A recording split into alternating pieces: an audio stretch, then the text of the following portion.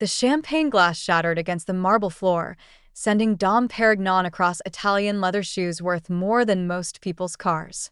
But I didn't flinch. I kept my eyes locked on Harold Blackwood as he stood at the head of his mahogany dining table, face flushed with expensive wine and cheaper prejudice. "My daughter deserves better than trash," he announced to the room full of his country club friends, business associates, and horrified family members.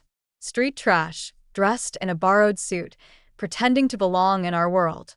The silence that followed was deafening. 23 pairs of eyes swiveled between Harold and me, waiting to see if the nobody dating the princess would dare respond to the king. I carefully folded my napkin. The cloth probably cost more than my first apartment's monthly rent, and placed it beside my untouched plate of $40 salmon. "Thank you for dinner, Mr. Blackwood," I said, standing slowly. "And thank you for finally being honest about how you feel." Sophia grabbed my hand. "Adrian, don't." I squeezed her fingers gently, then let go. "It's fine, love. Your father's right. I should know my place." The smirk on Harold's face was worth capturing, that self-satisfied expression of a man who thought he'd won, who believed he'd finally driven away the street rat who dared to touch his precious daughter. If only he knew. I walked out of that dining room with my head high, past the Monet in the hallway, past the servants who avoided eye contact, past the Bentley in the driveway that Harold had made sure to mention cost more than I'd make in 5 years. Sophia caught up to me at my car, my sensible Honda that Harold had sneered at when I'd pulled up. "I'm so sorry," she said, tears streaming down her face. "I had no idea." I pulled her close, inhaling the scent of her perfume mixed with the salt of her tears. "This isn't your fault. I'll talk to him. Make him apologize." "No." I tucked a strand of her dark hair behind her ear. "No more apologizing for him. No more making excuses. He said what he's been thinking for the past year. At least now we know where we stand. Adrian, please. Don't let him ruin us." I kissed her forehead. "He can't ruin what's real, sophomore. I'll call you tomorrow, okay?" She nodded reluctantly, and I drove away from the Blackwood estate, watching in my rearview mirror as the mansion grew smaller, its lights twinkling like stars I'd supposedly never reach. My phone started buzzing before I even hit the main road. I ignored it, knowing it was probably Sophia's mother, Victoria, trying to smooth things over. Or maybe her brother James, offering awkward solidarity. They weren't bad people, just weak ones. Too afraid of Harold to ever stand up to him. But I had more important calls to make. I voice-dialed my assistant as I merged onto the highway. "Catherine, I know it's late. Mr. Cross, is everything all right?" Catherine had been with me for 6 years, since before the world knew who Adrian Cross really was. She could read my moods like a book. "Cancel the Blackwood Industries merger." Silence. Then, "Sir, we're supposed to sign papers on Monday. The due diligence is complete. Financing is secured." "I'm aware. Kill it. The termination fees alone will be." "I don't care about the fees. Send the notice to their legal team tonight. Cite irreconcilable differences in corporate culture and vision." "Adrian." Catherine dropped the formalities, which she only did when she thought I was making a mistake. "This is a $2 billion deal. Whatever happened at dinner." He called me trash, Cat, in front of a room full of people. Made it clear that someone like me will never be good enough for his family, or by extension, his business. That bastard. Catherine's fingers were already flying across her keyboard. I could hear it through the phone. "I'll have legal draw up the termination papers within the hour. Want me to leak it to the financial press?" "Not yet. Let him wake up to the official notice first. We'll let the media have it by noon tomorrow." "With pleasure, sir. Anything else?" I thought for a moment. "Yes. Set up a meeting with Pinnacle Corp for Monday.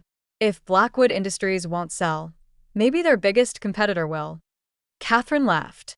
"You're going to buy his rival instead?" "Why not? Trash has to stick together, right?" I hung up and drove the rest of the way to my penthouse in silence. The city lights blurred past, each one a reminder of how far I'd come from the kid who'd slept in shelters and survived on free school lunches. Harold Blackwood thought he knew me, Thought he'd researched enough to understand what kind of man was dating his daughter. He knew I'd grown up poor, that I'd started working at 14, that I'd put myself through community college and then university through sheer determination and an unhealthy amount of caffeine.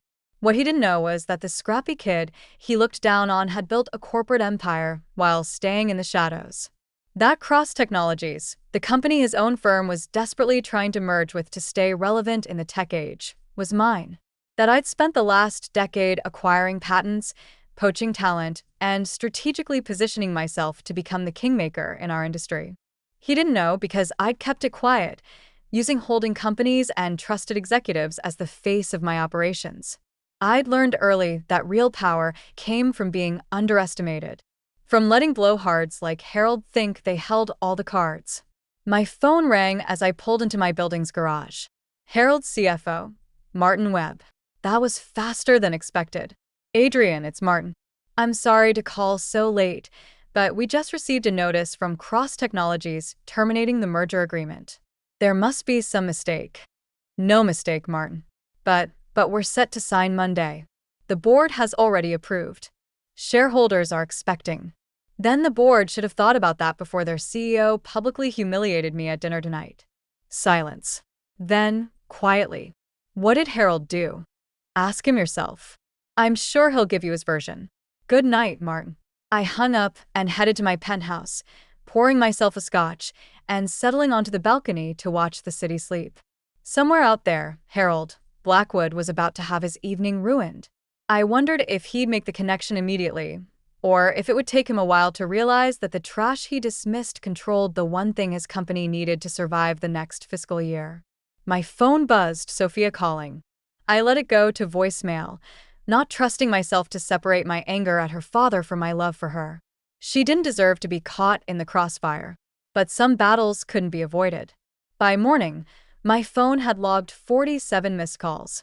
Harold had tried reaching me 6 times himself, which must have been killing him. The great Harold Blackwood, reduced to repeatedly calling someone he declared trash. I was reviewing quarterly reports over breakfast when Catherine called. The financial press got wind of the terminated merger. Bloomberg wants a statement. Tell them Cross Technologies has decided to explore other opportunities that better align with our values and vision for the future. Vague and devastating. I love it. She paused. Also, Harold Blackwood is in the lobby. I nearly spit out my coffee. He's here.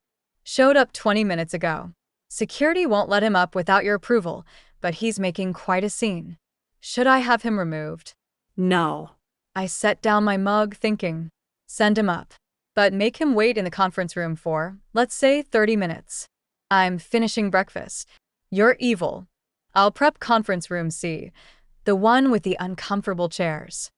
45 minutes later, I walked into the conference room to find Harold Blackwood looking significantly less imposing than he had the night before. His usual perfect hair was disheveled. His tie, askew. The man who lorded over dinner like a king now looked like what he was, a desperate CEO watching his company's future evaporate. Adrian. He stood when I entered, and I could see how much it cost him. Thank you for seeing me. I sat down without offering a handshake. You have 5 minutes. He swallowed his pride like broken glass. I apologize for last night. My words were inappropriate. Inappropriate. I laughed. You called me trash in front of your entire social circle. You humiliated me in your own home, at your own table, while I was there as your guest and your daughter's fiancé. I was drunk. No. I cut him off. You were honest. Drunk words, sober thoughts. You thought I was beneath you from the moment Sophia introduced us. Last night, you just finally said it out loud. Harold's jaw tightened. Even now, even desperate, he couldn't fully hide his disdain. What do you want? An apology? You have it. A public statement? I'll make one. Just the merger needs to happen. You know it does. Why? Excuse me? Why does it need to happen? Explain to me why I should do business with someone who fundamentally disrespects me. Harold's face flushed. Because it's business. It's not personal. Everything is personal when you make it personal. I stood up. You researched me, right? dug into my background, found out about the foster homes, the free lunch programs, the night shifts at warehouses to pay for textbooks. He nodded, reluctantly. But you stopped there. You saw where I came from and assumed that defined me. You never looked at where I was going. I walked to the window, gesturing at the city below. Do you know why Cross Technologies is successful, Harold? Because you have good products? Because I remember being hungry. Because I remember being dismissed, overlooked, underestimated. Every person we hire, every deal we make, every product we develop, I ask myself if we're creating opportunity or just protecting privilege. I turn back to him. Your company represents everything I built mine to fight against. Old money protecting old ideas. Keeping the door closed to anyone who didn't inherit their seat at the table. That's not, isn't it?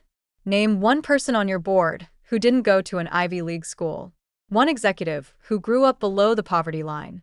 One senior manager who had to work 3 jobs to put themselves through community college. His silence was answer enough. The merger is dead, Harold. Not because you insulted me, but because you showed me who you really are. And more importantly, you showed me who your company really is. This will destroy us, he said quietly. Without this merger, Blackwood Industries won't survive the next 2 years. Then maybe it shouldn't. I headed for the door. Maybe it's time for the old guard to make way for companies that judge people by their potential, not their pedigree. Wait. He stood up so fast his chair tipped over. What about Sophia? You're going to destroy her father's company, her inheritance. I paused at the door. Sophia is brilliant, talented, and capable. She doesn't need to inherit success.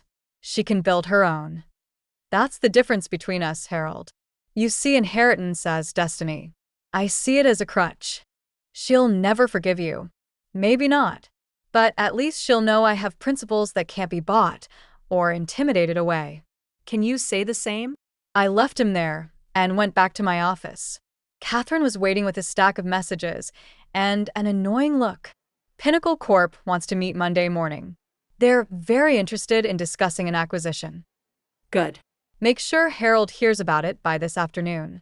Already arranged for the information to leak. She paused. Sophia is in your private office. My heart skipped. How long? About an hour. I brought her coffee and tissues.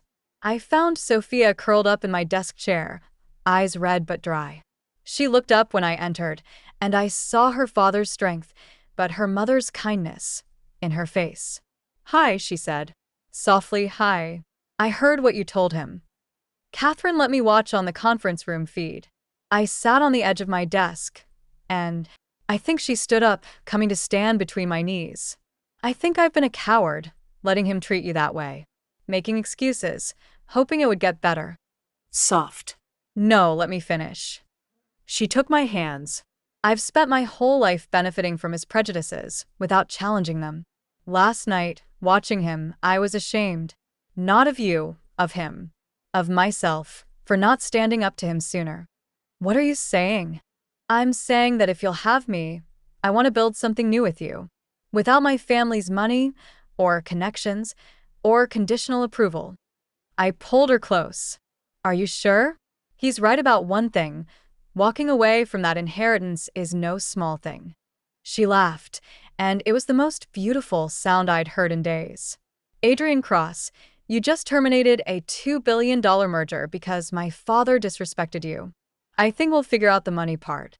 I love you, I said, meaning it more than ever. I love you too, even if you did just declare corporate war on my father. Especially because I declared corporate war on your father. Especially because of that, she agreed, kissing me. My phone buzzed, Catherine again. Sir, Harold Blackwood is holding an emergency board meeting. Our sources say they're discussing reaching out to you directly. Over his head. I put the phone on speaker. Tell them Cross Technologies might be willing to discuss a merger with Blackwood Industries under new leadership. Emphasis on new. Sophia's eyes widened. You're going to oust my father from his own company? I'm going to give the board a choice. Evolve or perish. What they do with that choice is up to them. She thought about it for a moment, then nodded. He won't go quietly. I wouldn't expect him to. This is going to get ugly. Probably my mother will cry. Definitely my brother will write another terrible song about family drama. God help us all. She smiled, and it was sharp and beautiful and a little bit dangerous. So, when do we start? I smiled back. How about now? And that's how the nobody dating the princess became the king who toppled the kingdom. Not with a sword or an army, but with a simple truth. Respect isn't inherited. It's earned. And those who refuse to give it when it's earned, well, they learn the hard way that sometimes the trash takes itself out. And takes everything else with it. By the following Monday, Harold Blackwood was no longer CEO of Blackwood Industries. By Tuesday, Cross Technologies had announced a merger with a newly restructured company. By Wednesday, Sophia had accepted a position as our new head of strategic development, turning down her father's offer to fund a rival venture out of spite. And by Thursday, Harold Blackwood had learned the most expensive lesson of his life. Never call someone trash unless you're prepared to be thrown out with it.